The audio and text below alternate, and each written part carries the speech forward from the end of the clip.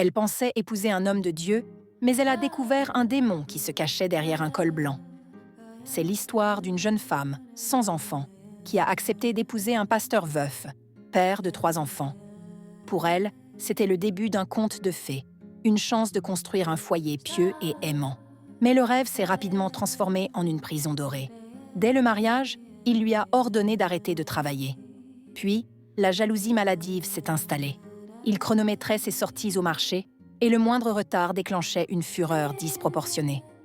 Le paradis s'est vite transformé en un enfer domestique, où chaque discussion devenait un prétexte pour la violence. Les coups sont devenus son quotidien. Elle a d'abord cru à des accès de colère passagers, car après chaque explosion de violence, il s'agenouillait, pleurait et la suppliait de lui pardonner. Elle restait, pensant qu'il y avait quelque chose de bon en lui, qu'il pouvait changer. C'est alors qu'elle a découvert la vérité la plus glaçante qui soit. La première épouse n'était pas simplement décédée. Elle était morte des suites des coups qu'il lui avait infligés alors qu'elle était enceinte. Elle vivait avec le meurtrier de sa prédécesseur et elle était la suivante sur la liste. La violence a atteint un paroxysme de terreur une nuit où, enceinte, elle a tenté de fuir les coups en se réfugiant dans l'église attenante à leur maison. Il l'a rattrapée, l'a projetée au sol et a commencé à lui serrer le cou, jusqu'à ce qu'elle perde la voix. La laissant pour morte, vomissant du sang, il l'observait depuis la fenêtre, attendant de voir si elle allait se relever. Cette agression a provoqué une fausse couche. Et là encore, sa cruauté a atteint des sommets.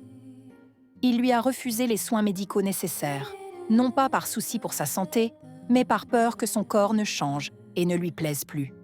C'est le soutien de son frère qui l'a sauvée. Après une énième agression, elle a finalement trouvé le courage de briser le silence. Elle est allée à la police, armée de photos de ses blessures et d'enregistrements de ses menaces. Il a été arrêté. Malgré les supplications des membres de l'Église qui voulaient protéger l'image de leur pasteur, elle a tenu bon, s'assurant qu'il paie pour les examens médicaux afin de vérifier qu'il n'avait pas détruit sa capacité à avoir des enfants. Elle a finalement quitté cet homme, sauvant sa vie de justesse. Cette femme a trouvé la force de fuir, mais combien d'autres restent piégés? Alors, la question est pour vous. A-t-elle eu raison de faire intervenir la police, brisant ainsi l'image de l'homme de Dieu aux yeux de tous? Et que diriez-vous à une personne qui vivrait la même situation, mais qui hésiterait à partir par peur du jugement ou par fausse croyance que son bourreau peut changer? Votre avis peut sauver des vies. Partagez-le en commentaire.